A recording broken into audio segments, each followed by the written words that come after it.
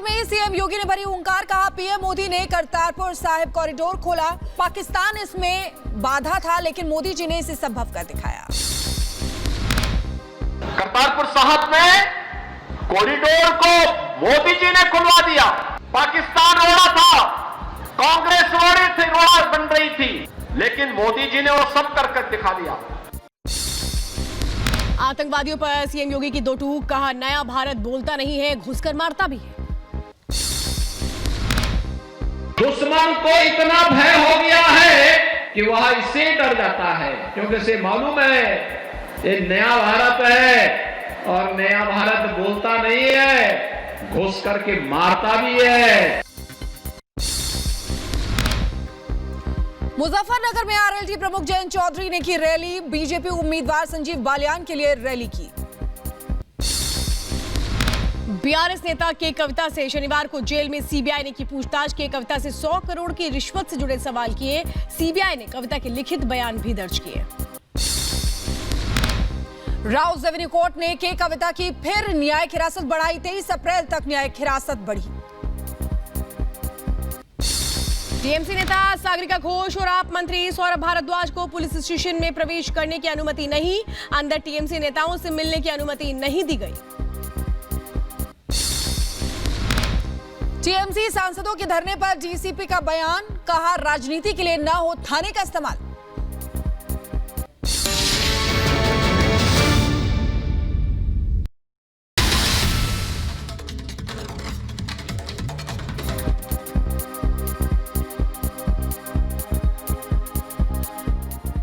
लोकसभा चुनावों का वक्त है और ऐसे में बात महाराणा प्रताप के गढ़ की करने जा रहे हैं, जहां ऐतिहासिक शहर है चित्तौड़गढ़। वहां क्या चल रहा है? कभी मेवाड़ की राजधानी माने जाने वाले इस शहर में चुनाव माहौल पूरी तरह से गर्मा गया है। इस सीट पर 26 अप्रैल को मतदान होना है।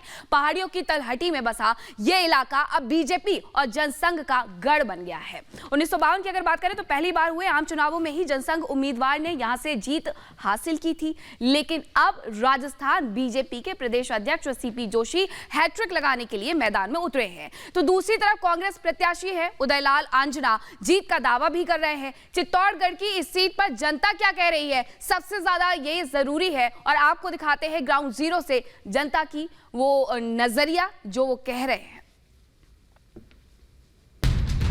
प्रधानमंत्री नरेंद्र मोदी जब राजस्थान में चुनाव प्रचार करने निकले तो उन्होंने एक शब्द कहा, दाल बाटी चूरमा और वोटर हमारा शूरमा। तो ये दाल बाटी यानी कि मेवाड़ में सुप्रसिद्ध है, राजस्थान में प्रसिद्ध है और हम निकले हैं चलेगी या नहीं चलेगी, किसकी चलेगी ये पूछेंगे।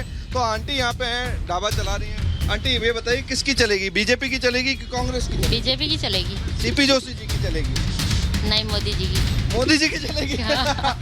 सीपी जी उन्हीं पार्टी के हैं। हाँ। तो कांग्रेस की नहीं चलेगी? नहीं, कांग्रेस की नहीं चलेगी। हाँ? नहीं चलेगी। नहीं चलेगी।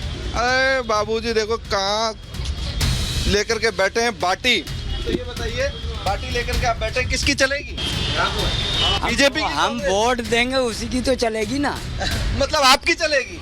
को हम वोट देंगे ना। ये है वोटर कह रहा है हमारी चलेगी, किसी की नहीं चलेगी।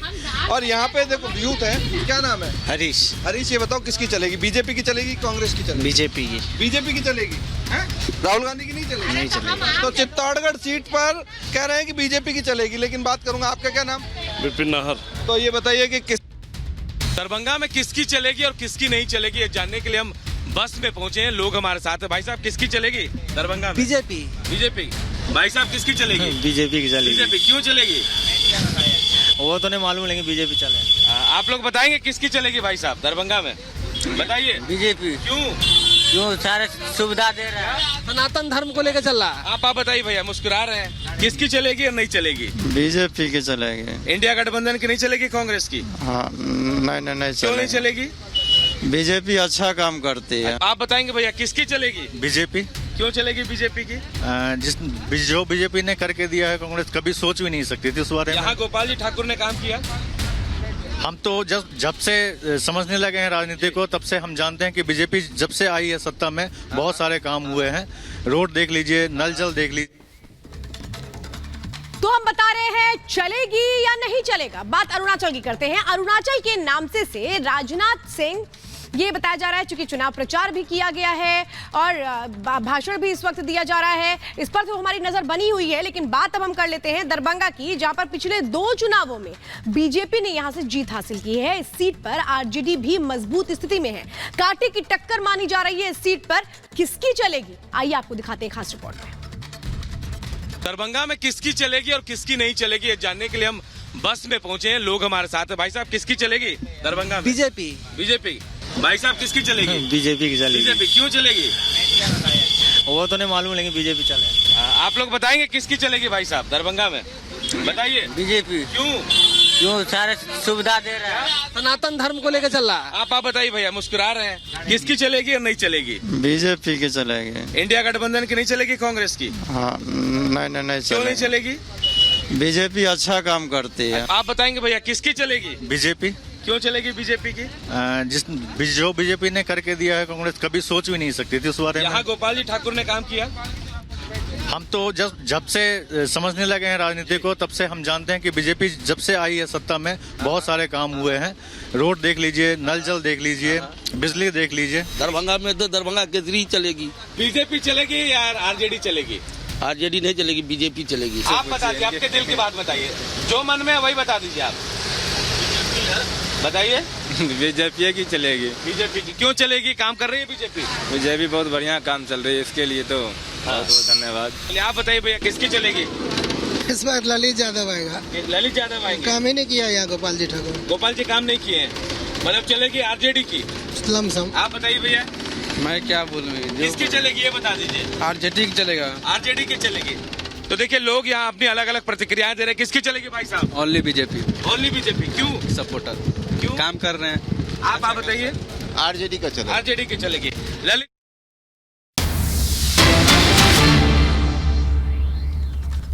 और इसी बीच बड़ी खबर आपको बताते हैं, केजरीवाल पर किसी भी वक्त फैसला आ सकता है।